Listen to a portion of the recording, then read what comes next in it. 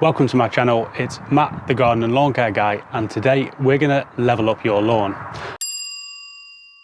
And in this episode, we're going to be looking at March's lawn care tips.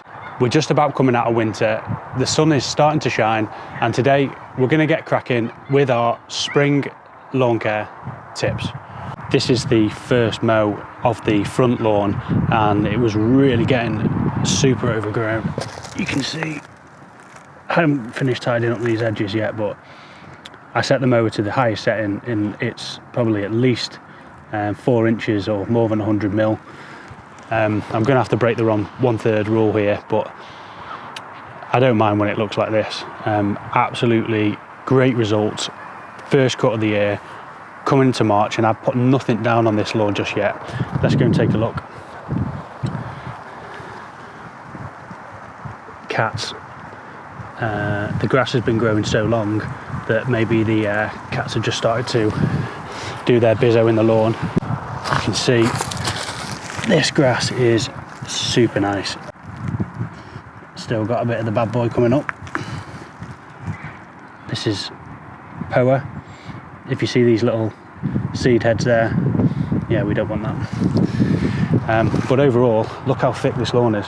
I've never had that before, so if anyone's experienced cats or whatever doing their business in the lawn, then leave me a comment down below of your home remedies of how to sort that out. Maybe because the grass was growing just really long, I don't know, maybe they just liked it. So let's go and have a look at what else is going on.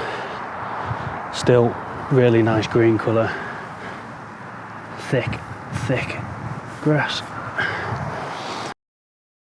Keep on top of taking the leaves off the lawn. You can see I managed to take them off this section here just by running the mower over it. The mower will chop those things up and take them off your lawn, because you don't want them sitting like this area here. You can see it's all thinned out here, and this is partly because of this red robin here, but also you can see just some leaves sitting on the lawn. And where you get that, you're going to get these patches here. So one of the tips for this month is keeping the debris off the lawn, keep on top of that, get these areas tidied up. In this area, it did the same last year. I'm actually going to try my shady mix. You can see here, just that bush casts a shadow right onto that area, and the grass just doesn't grow. If you're interested in finding out some more about the grass seeds, you can check a link to my website below, and I've got mixes for hardware in lawns, family lawns, shady lawns, and nice ryegrass mixes for really thick stripes like this. So if you haven't cut the lawn at all over the winter, keep your mower on a high setting, but you can see overall from the clippings in there, a lot of the yellow, I'd say winter pressure that we've had has come right out the lawn, and it's really nice and green, and that tells me that the grass plant is starting to wake up.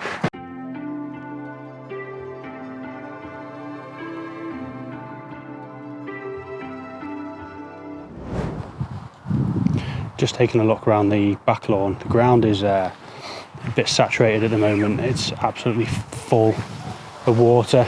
We've had nothing but rain for the past couple of days, but I've got a couple of patches here and here where I did the top dressing last year, but we're going to tackle them in spring.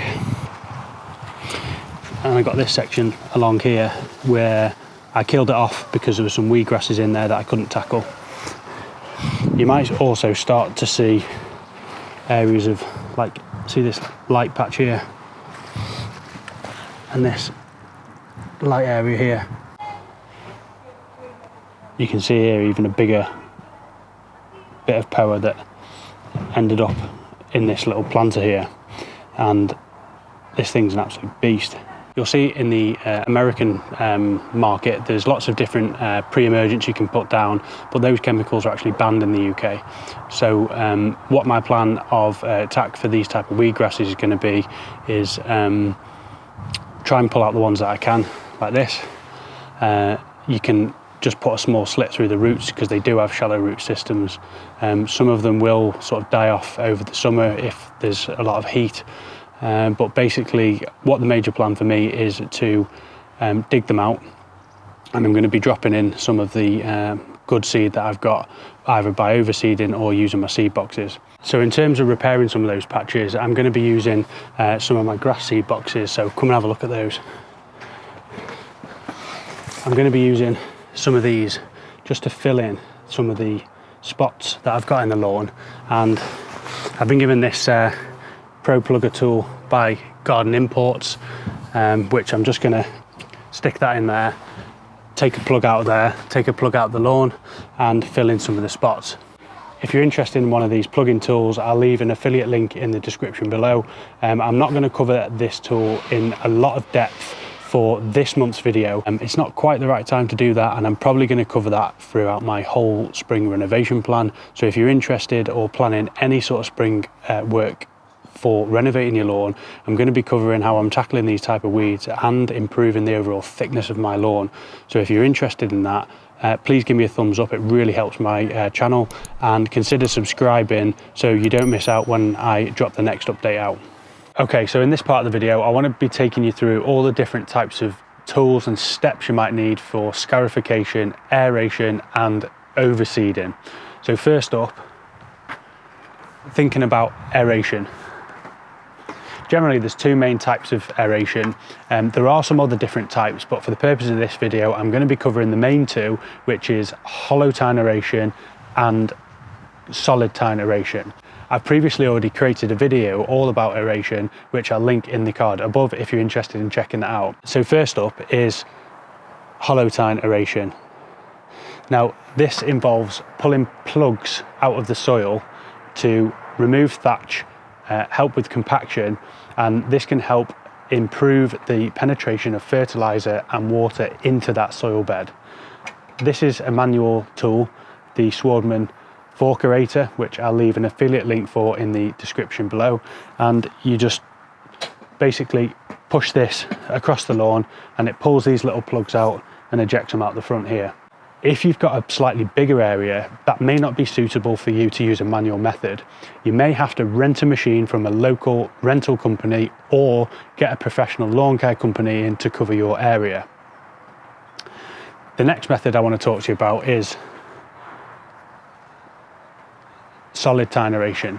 Now, solid tine aeration basically is just going to be putting holes in the soil using a fork, but essentially you just punching holes all the way through the lawn, and again that's going to help the water just drop in and the fertilizer drop in to penetrate all portions of the plant and the soil.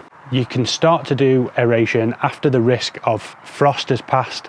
You generally want to do this after frost because if you're starting to put holes and things in the soil, it can heave if there's frost coming, especially if water gets in there and freezes, it can expand the ground. So look to do aeration after the first frost has passed, which could be from this month or maybe moving into the start of next month. So the next thing I want to talk to you about is seeding. So this year on my channel, I think I'm going to be using this All American Dark Green blend. This is a mix that I've got in my lawn care shop at the moment. So if you're interested in purchasing some lawn care products, I'll leave a link to that in the description below. But essentially, seeding is a little bit too early for this month. Generally, you want temperatures at least 8 to 10 degrees plus. This is also going to vary depending on what seed you're mixing down. Ryegrass can go from lower temperatures, fescues need a little bit higher, and then some of the even more finer grasses really need some heat in order to start germinating. So the recommendation for this month is buy your seed, get prepared, because things can start getting really busy, and then you've got everything you need in stock ready to go for next month's renovation plans. The next part where you can start preparing the ground this month is scarification. And again, generally I'm going to cover two different ways that you can scarify. You can use a rake. This particular rake is a purpose-made scarifying rake, and you just generally, it's got a nice and long handle so you can save on the back, and generally you're just dragging it towards you and it's going to rip out some of the thatch from the lawn. for a slightly bigger area, you can purchase a machine like this, which will be a lawn rake and scarifier. For domestic users, you can see here these sort of springtime rakes. This is not going to be as aggressive as some of the professional machines that you can see on the market, but unless you have a really severe build of thatch, these type of machines can be suitable for domestic use. And basically this works by running this across the lawn, ripping out all that thatch, and again it's going to help prepare for the next step of overseeding. So overall summary: aeration and scarification first. Prepare the soil, remove the thatch, create some airflow in the plant ready for that seed and fertiliser to be able to penetrate, and then moving into next month, have a think about overseeding and applying a pre-seed fertiliser.